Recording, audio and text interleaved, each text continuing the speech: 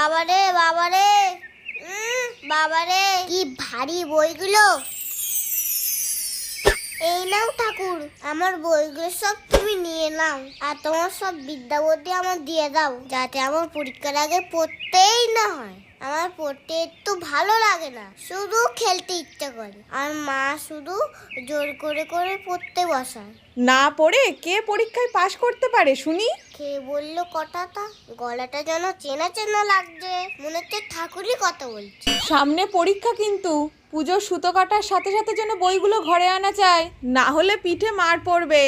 তুমিও এরকম বলছো? তোমার তো অনেক পাওয়ার, আমাকে একটুখানি দিয়ে দেবে, তাহলে আমি এমনি এমনিই পাস করে যাবো।